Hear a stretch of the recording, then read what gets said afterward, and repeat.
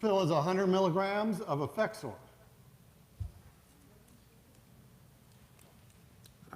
I take it along with 2 other pills every day. These 3 pills help me deal with depression and a mild mood disorder. And these drugs work really well for me.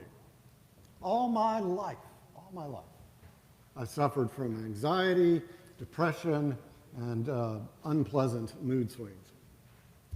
I didn't even know that there was medication for any of this until I was in my mid-40s. And along with regular exercise and therapy, I feel completely human after 40 plus years of feeling broken. I've been thinking about preaching this sermon for a long time, and I admit to being a little bit afraid to stand up here and reveal that my brain doesn't always work like it should. Even though I know all of you are very compassionate and well-informed, it's still a little bit scary to reveal that I, your rector, need medications to heal my brain. Jesus was known as a healer. He not only healed those who were blind or lame or sick in the body, but also those possessed by demons. And in the ancient world, demons were believed to be the cause of pretty much all the mental illnesses. And Jesus cast out demons to demonstrate the ultimate triumph of God's reign over all the forces that would prevent anyone from living fully and a dignified life in that reign. The story of the Gerasene demoniac that we hear today is poignant, ironic, even a little bit funny. Jesus meets this man in an area that was considered dangerous and unclean, a cemetery, where this poor guy has gone to live in order to escape persecution in the city. It sounds to me like he's got a dose of paranoid schizophrenia or something along that spectrum, but I'm just speculating. You can easily feel a lot of sympathy for this man. He's naked, he's no doubt hungry and dirty, and constantly scared of being captured, cut off from society, not to mention hearing things in his head that are no doubt terrible. You can also laugh as the demons recognize Jesus' power over them and then beg to be cast. They're looking around and, the herd of pigs, which were considered unclean animals by Jews, so that would have been funny to the audience in and of itself. And then the demons beg for this because they don't want to be cast into the abyss. So Jesus lets them have their way, and then the poor rattled piggies run into the lake and drown. Right? It is funny. The demons end up in the abyss anyway. Something that is mildly ironic and I think actually funny. Now, I don't believe in demons. I don't believe that there are actual invisible beings with ontological status that go around doing things. But the experience of suffering in your mind, depression, anxiety, bipolar disorder, any large number of things, can really feel like being inhabited by some other being who lies to you.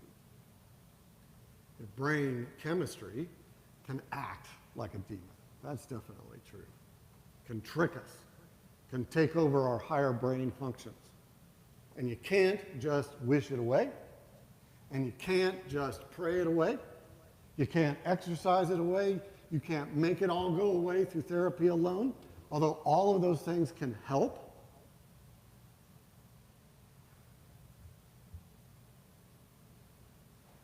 In October of 2019, one of my best friends, John, killed himself. John and I were in graduate school together, and we worked on archaeological projects together in the field in Bolivia, including one epic project where everything that could go wrong did go wrong.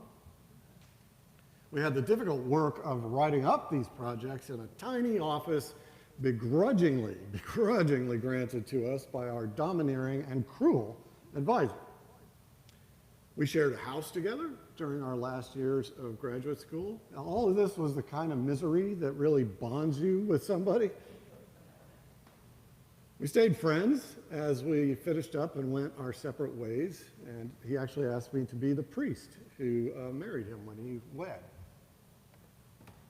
All of us who loved him were not only grief-stricken, we were shocked when he committed suicide.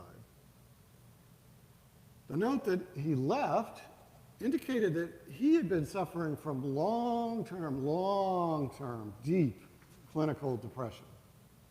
And yet he had given almost no indications to any of us that he was even mildly depressed. I had no idea he was depressed, despite having lived with him in very close quarters and having shared a lot with him. John never reached out for help because of the stigma that's placed by society on those who suffer from mental illness. He never really knew how his department would react, how other people would react. If you haven't experienced mental illness yourself or known somebody who has, I admit it is a scary thing. It always has been. It's weird. We're unfamiliar with it. People were afraid of Jesus after he cured the demoniac, and I wonder if their fear was really of mental illness itself. Mental illness can have a very strange way of stopping and starting, and it can sometimes be healed and sometimes it can't, and we don't always know why. And it's mysterious and frightening. People with depression often hide it because of social stigma. I myself was afraid to even consider that my friend might have depression, even though both of my parents suffered from depression. Both of them took antidepressants to help with it, and they both often loved to down a pill and then say, "Better living through chemistry," which it is funny, better living through chemistry. We can easily ask why God doesn't just heal and cure those who suffer from mental illness like Jesus did. That's a legitimate question. But a better question might be, why don't we do it? Why are we afraid to do it? What prevents people suffering from admitting they need help? What can we do to make that easier? Why are we afraid as a society to commit the money that's needed to help everyone who suffers from it, not just privileged people like me?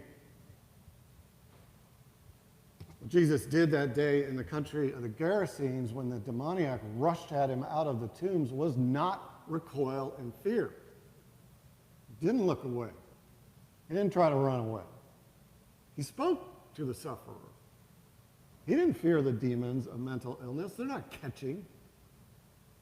He made it public and clear that this is something that can be healed. And yet the crowd was still afraid, like we often are. And they asked him to leave. So Jesus sent the man home, saying, "Declare how much God has done for you." To tell people, declare it, talk about this. Jesus' main goal was to have the healing mean something, have it bring some hope. Hope that acting in faith can bring salvation. In our case, hope that through meds and therapy and diet and exercise and all these other tools, we can achieve some freedom from the demons of mental illness. The reign of God, a reign of peace and harmony and a dignified life, is breaking in. I know it has for me. I know it has for so many others. It's growing. It's spreading. It's irresistible. It conquers all demons. It changes lives for the better. And we can easily be healers too. This isn't just some magical thing that Jesus did. We can do it too. Just through compassion, through care, through listening, through fighting unfounded stigmas. The always growing, always expanding reign of God makes us all whole, makes us fully human, blessed by God, so that we can be a blessing to one another.